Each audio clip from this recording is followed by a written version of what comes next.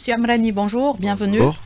Merci d'avoir répondu à notre invitation. L'Algérie a relancé donc cette année l'importation des viandes rouges depuis le mois de Ramadan, l'importation de quelques 100 000 tonnes pour stabiliser un marché en forte fluctuation, des prix devenus hors de portée.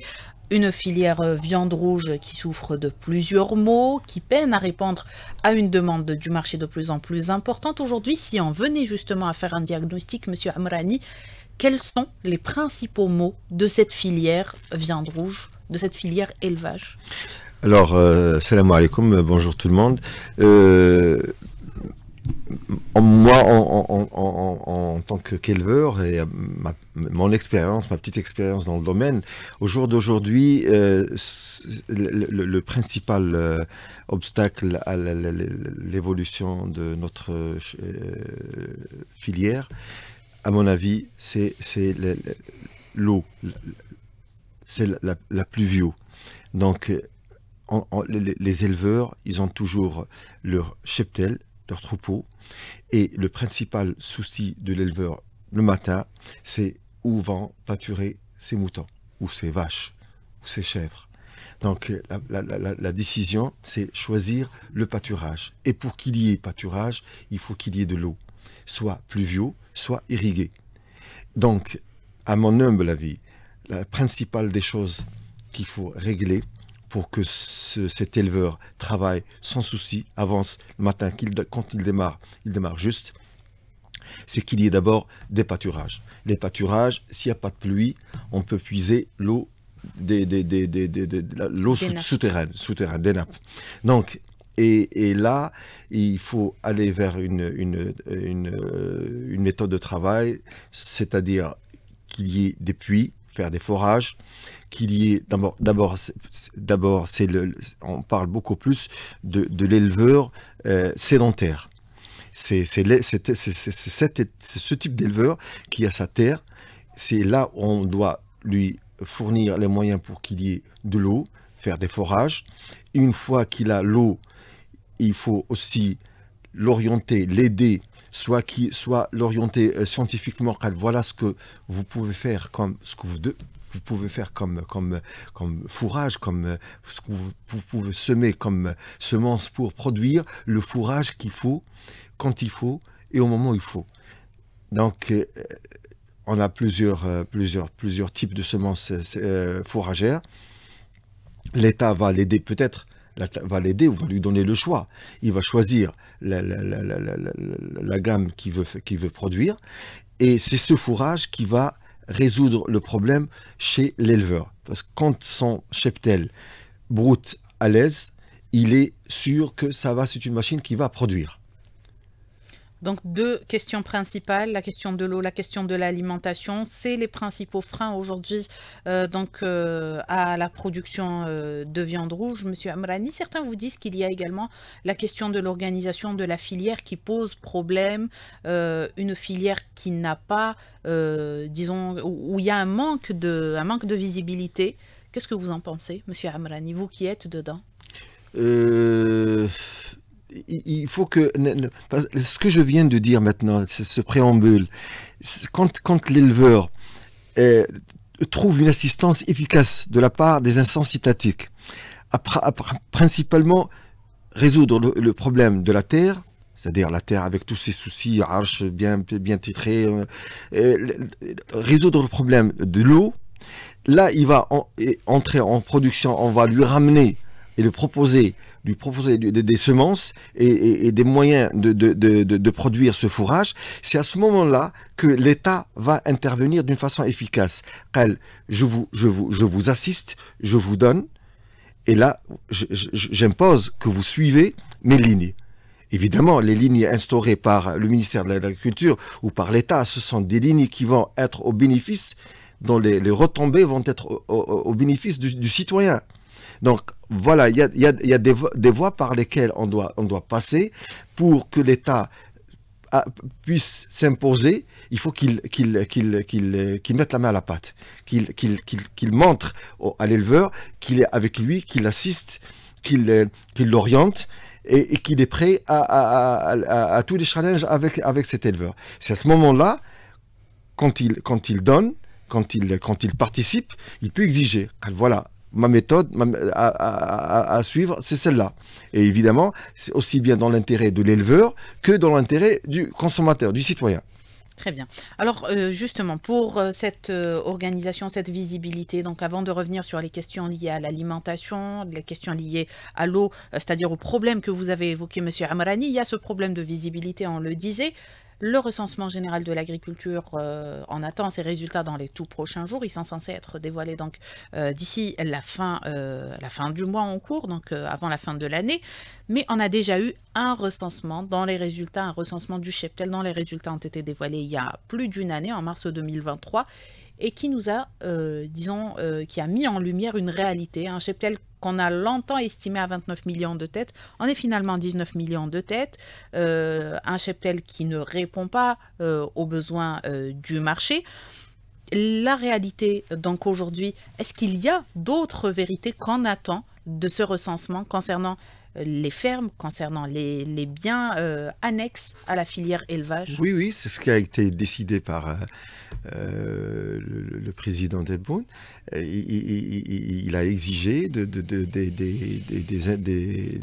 instances du secteur qui fassent le recensement des gens ruraux, la population rurale, de leur site d'installation, de leurs biens, de leur cheptel, de leur équipement et matériel.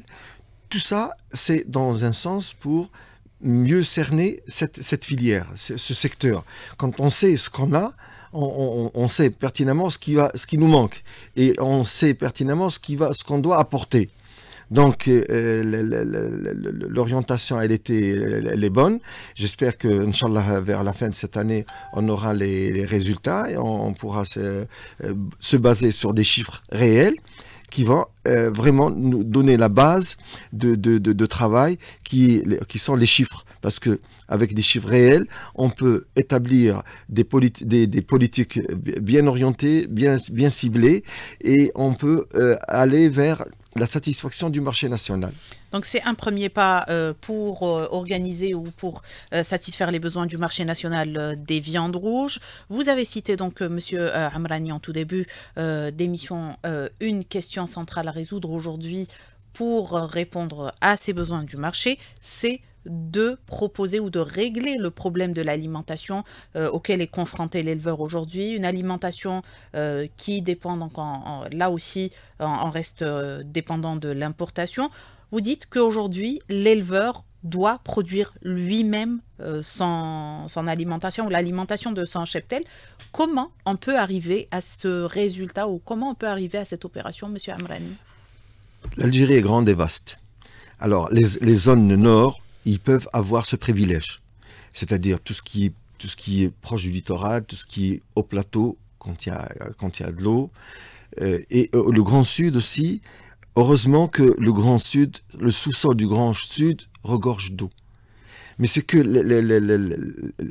les éleveurs du Grand Sud, surtout l'ovin et le camelin, c'est pas des sédentaires. Pas par nature, par tradition. C'est des éleveurs qui bougent. Ils vont vers le verre. Ils ne le produisent pas. Ils n'ont pas le temps de produire le verre, l'aliment, le fourrage.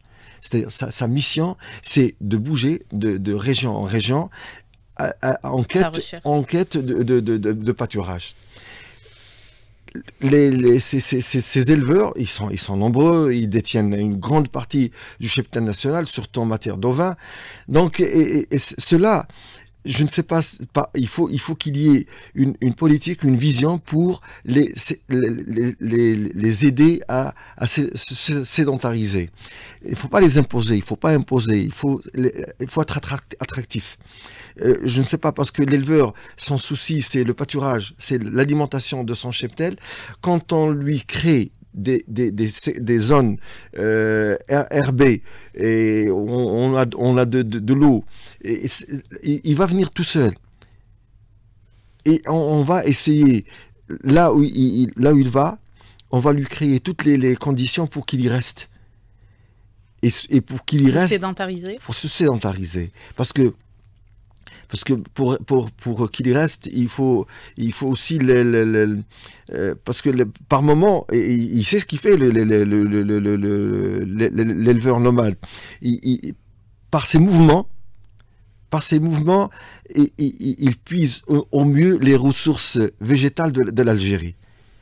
On ne peut pas dire qu'il est dans l'erreur. Non, au contraire, il est très sage et très pratique.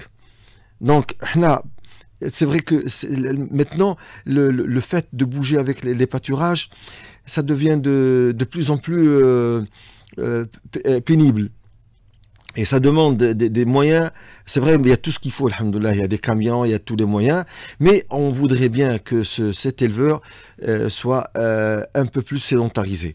C'est vrai que vers le nord, d'ailleurs on le vit actuellement, ça fait 3 ou 4 années, ou même plus, vers les hauts plateaux, les céréaliers des hauts plateaux n'ont plus les récoltes d'avant. Oui. Donc, et l'éleveur nomade, il se déplace du sud vers les hauts plateaux pour trouver les chambres des cultures céréalières. Maintenant, ces chambres deviennent de plus en plus rares. Et donc, c'est le moment de penser à le muter, à vraiment l'aider vers une mutation qui va être dans son intérêt et dans l'intérêt de l'élevage et dans l'intérêt aussi de l'économie nationale. Très bien. Monsieur Amrani, donc nous avons parlé aujourd'hui de cette filière élevage qui peine à répondre à des besoins du marché de plus en plus croissants, une filière qui est confrontée à plusieurs problématiques, dont la question des changements climatiques. Vous en avez parlé, vous dites qu'aujourd'hui le pâturage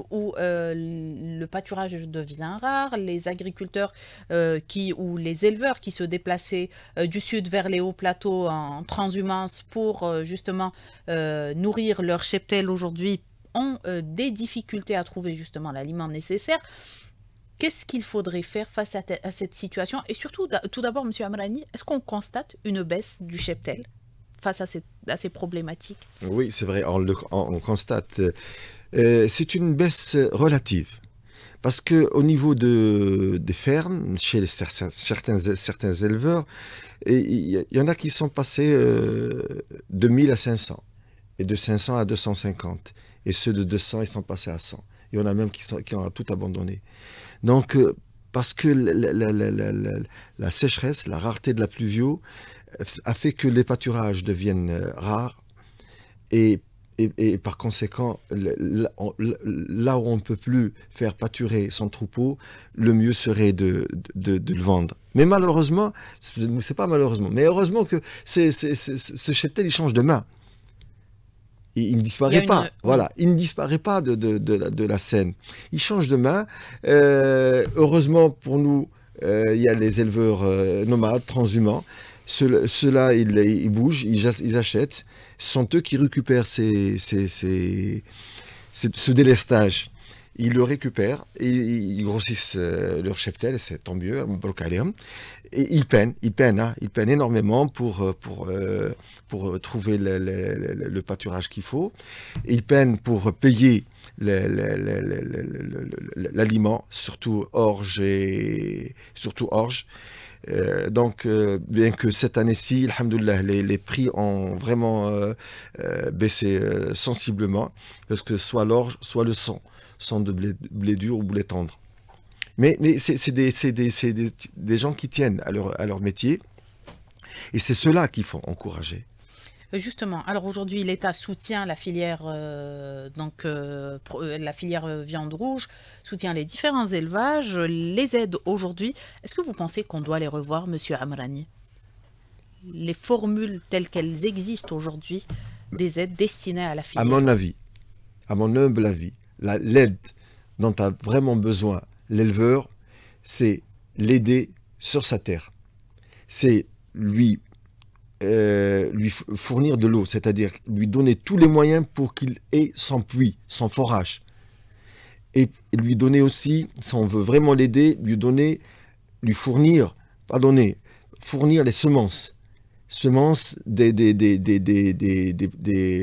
des fourrages, pour qu'il arrive à produire son propre stock de fourrage.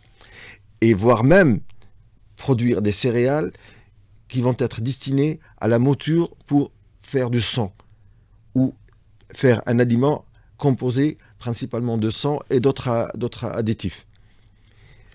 C'est la façon, à mon avis, c'est la meilleure façon d'aider l'éleveur.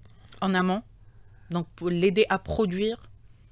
Oui, parce que ça, c'est l'aider à produire. Parce que quand il a ces intrants entre les mains, il ne pensera pas à vendre, parce s'il réduit de son cheptel, c'est pour subvenir aux besoins de son troupeau.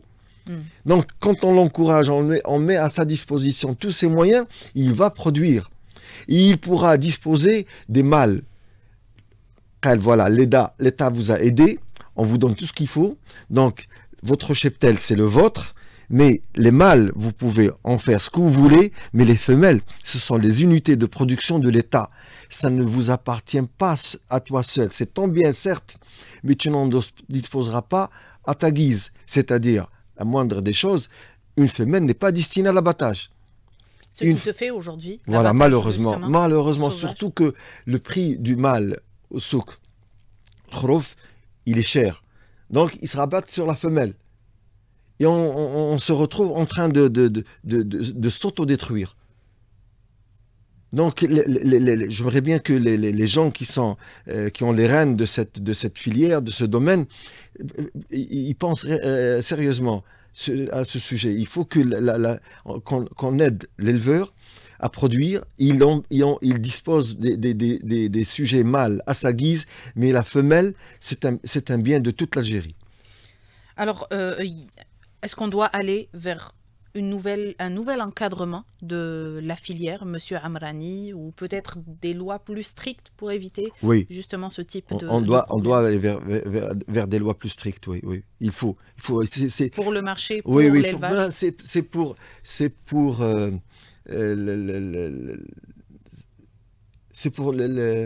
l'autonomie de tout le pays.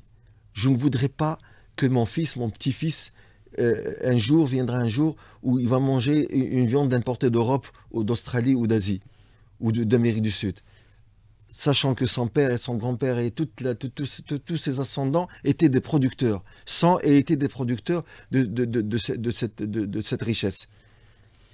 Alors, justement, Monsieur Amrani, aujourd'hui, tout le défi est donc d'organiser, de répondre aux différentes problématiques auxquelles sont confrontés les éleveurs, mais aussi de répondre à une demande du marché qui devient de plus en plus importante, une demande croissante. La moyenne de consommation des viandes rouges en Algérie reste faible. On est à environ 23 kilos par tête d'habitant par an, loin de la moyenne mondiale qui est de 34 kilos.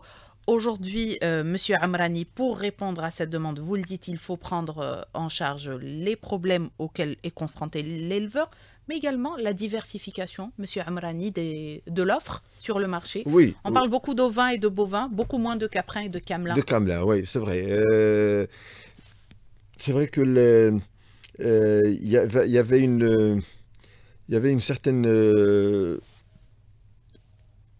certaine façon de voir pour le camelin. On disait que le camelin doit rester au sud. Mais maintenant, on peut le ramener en carcasse. On va abattre ce camelin et ramener la viande de ces camelins du sud vers le nord. Et aussi, il y a le bovin. Le bovin, il y a un bovin qui est un bovin national.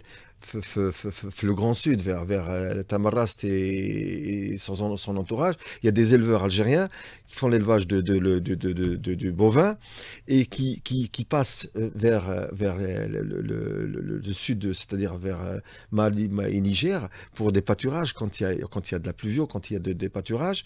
Et ce même cheptel retourne en Algérie. Et normalement, quand il retourne ici, c'est pour l'engraisser et l'abattre pour mettre sur le marché de la viande rouge d'origine bovine. Ça aussi, il faut le prendre en charge. Il faut créer des abattoirs au niveau de ces zones sud. Il faut aussi créer des moyens pour acheminer ces carcasses de viande vers le nord. C'est toujours un produit national.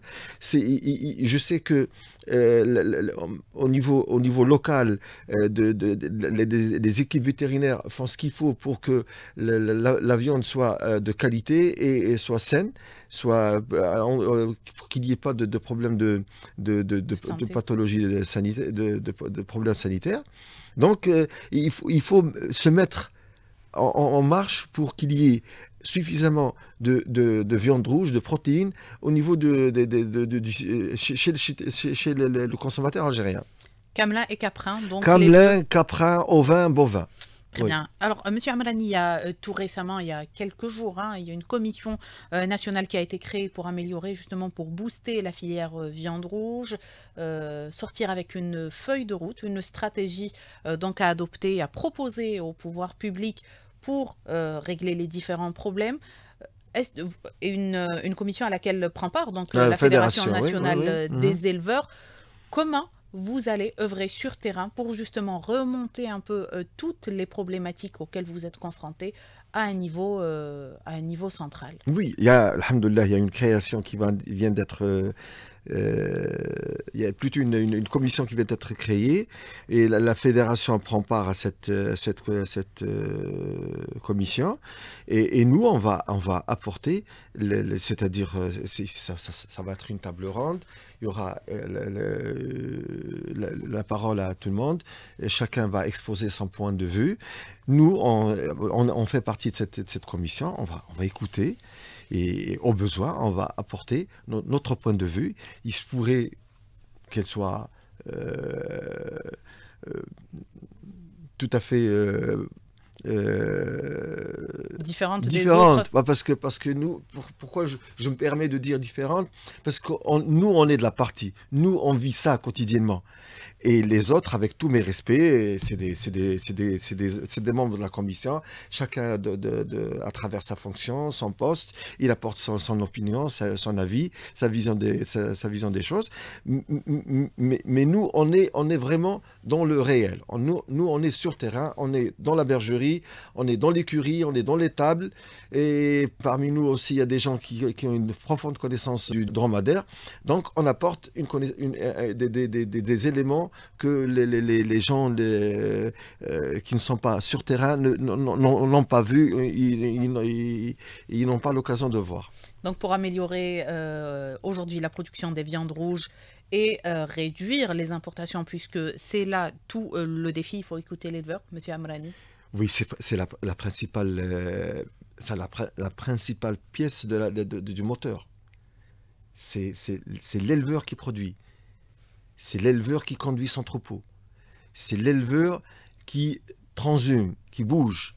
Et ce qui fait bouger, c'est pas l'amour du nomadisme, c'est derrière sa bête. Quand sa bête bouge, il bouge. Et si la bête bouge, c'est pour chercher un pâturage. Donc, c'est des gens qui sont entièrement voués à cette mission. Très bien, merci Monsieur Amrani. On arrive à la fin de notre émission d'aujourd'hui. Je rappelle que nous avions avec nous Monsieur Brahim Amrani, membre de la Fédération nationale des éleveurs. Merci à vous d'avoir répondu à toutes nos questions. Merci à vous, chers amis auditeurs, de nous avoir prêté attention. Très bonne journée et à demain.